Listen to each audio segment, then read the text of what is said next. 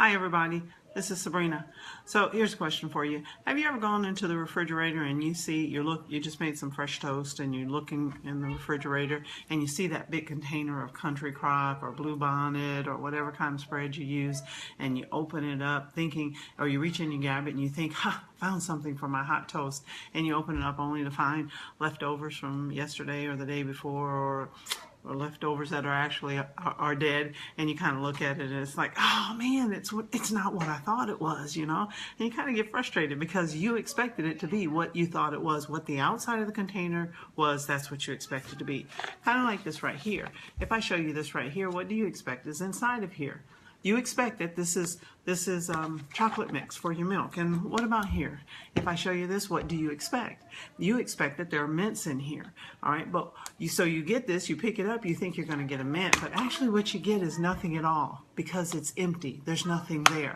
And this, you think you're going to get chocolate milk, flavor for chocolate milk, and you open it up, and what you actually end up with is Kool-Aid. And that's kind of false advertisement. What's on the outside does not reflect what's on the inside. And it's kind of like that with us as Christians. As Christians, we look the part sometimes and we talk the part sometimes, but do we really walk the part? Do our words really line up with our behavior? As people look at us and we say that we're Christians, or we wear the cross, or we mention that we go to church or whatever, there's a standard. There's something that people should be able to expect from us, and that should be different. There should be differences in us. We should be different from other people. And I'm not talking about different as in separating ourselves. I'm talking about right now, there's really two basic things that people should see in us, and that should be love, and that should be forgiveness. The ability to forgive others, the ability to allow people to be who they are and to not be judgmental about it. And I guess that's more than two things. But those are things that people should be able to look to us. Why? Because God so loved us. God loves us with an everlasting love. God loves, and that's what we're called to do. And God forgives. God does not hold our past against us. He doesn't hold things against us, and we shouldn't do that with other people. God doesn't judge us. He didn't come into this world to judge. Jesus didn't come here to judge, and so we should not judge. So when we show the world that we're Christians, when we say that we're Christians, then our behavior should line up with that.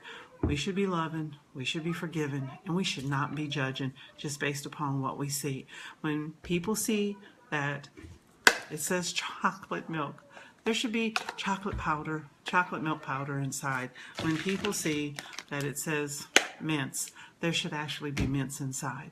And when people look in the refrigerator and they see that big bowl of country crock or whatever, there should really be butter in there. In other words, what I'm saying is that what we say that we are, who we say we serve, should be reflected on the inside, not just how we look on the outside. That's really what people are looking for. Something that's real. Something that's not fake. This is Sabrina with your Night Nugget, saying just do what Jesus does. Love, forgive, don't judge. Good night.